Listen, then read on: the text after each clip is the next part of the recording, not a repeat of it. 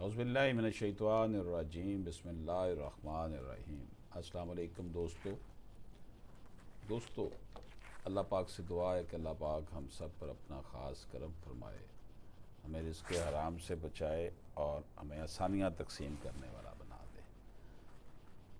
दोस्तों, हम देखेंगे कि हाफ़िज़ कुरान कैदी के लिए सज़ा माफ़ी का जो कानून है वो क्या है।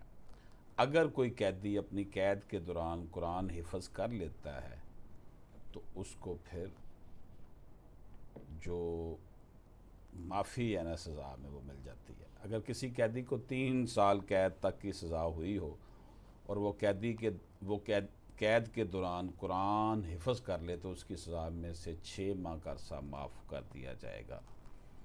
अगर कैदी को सज़ा 3 साल से ज़्यादा और 6 साल से कम हो तो उसको भी 6 माह की माफ़ी मिलेगी।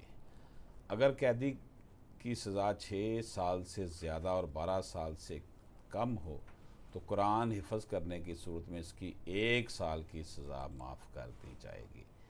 इसी तरह उम्र कैद और 10 साल से ज़्यादा सज़ा पाने वाले कैदी अगर कुरान हिफ़्ज़ करते हैं तो इनकी सज़ा 2 साल माफ़ कर दी जाएगी।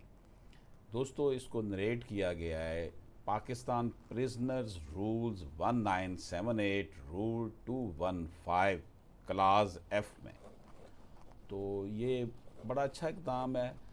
जेलों की सूरत हाल अगर बेहतर हो और वहाँ पर अच्छी अपॉर्चुनिटीज़ हों, कैदी बाज़ औक़ात पाकिस्तान में तो बड़े बेगुनाह लोग ही कैद में आते हैं, तो बेचारे फिर कुरान हिफ़्ज़ करें, दीनी तालीम हासिल करें, कोई हुनर सीखें। तो बहरहाल जी, ये कुछ इन्फॉर्मेशन थी जो हमने आज आपकी खिदमत में पेश की। इजाज़त दीजिए। अल्लाह हाफ़िज़।